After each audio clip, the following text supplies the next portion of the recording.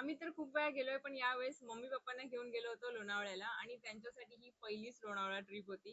म्हणून त्यांना जेवढं जमेल तेवढं लोणावळा दाखवायचा प्रयत्न केलाय आम्ही. जाताना या फूड कोर्ट मध्ये ब्रेकफास्ट साठी थांबलो आणि त्यानंतर डायरेक्ट आलो या फर्स्ट स्पॉटवर. या जागेचं नाव मला अजूनही माहिती नाहीये, पण फोटो मस्त येतात. लास्ट टाइम पण खूप छान फोटो आले होते आणि आज ट्विनिंग माझ्या नवऱ्यासोबत नाही तर भावासोबत झाली होती.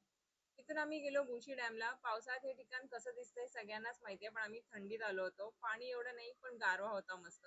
आणि हो, हा व्हिडिओ ऑक्टोबर 2025 चा आहे. अपलोड करायला थोडा उशीरच झालाय.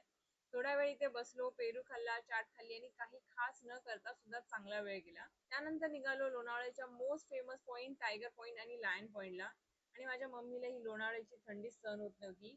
शिमला मनालीला जर हिला नेलं तर काय होईल काय माहित. आणि घरी तसं तर आम्ही मॅगी खात नाही, पण अशा ठिकाणी गेलो की मॅगी खाल्ल्याशिवाय राहतच नाही. आम्ही सकाळी लवकरच निघालो होतो, म्हणून चेक इनच्या आधी बरंच फिरता आलं, ट्रॅफिक पण नाही भेटली. आणि आता फायनली हॉटेलला पोहोचलोय आणि हा आहे आमचा स्टे.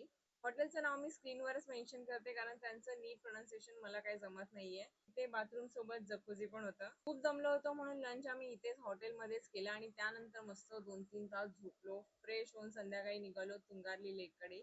इथे यायचा रस्ता खूप बेकार आहे, पण लेक तितकाच भारी आहे. प्लस सनसेट पॉइंट पण आहे बाजूला. फोटो तर काढलेच, पण जवळजवळ 1.5-2 तास मस्त इथे सनसेट बघत खात बसलो होतो. मग आम्ही आलो श्री नारायणी धाम टेम्पलला. इतक्या वेळा लोणावळ्याला येऊन सुद्धा आम्ही इथे पहिल्यांदाच आलो होतो. मंदिर खूप मोठं आहे आणि बाहेरचा परिसर सुद्धा मस्त आहे. तिथून मग आम्ही आलो जेवायला मावळ मराठामध्ये, and it's one of my favourite restaurant.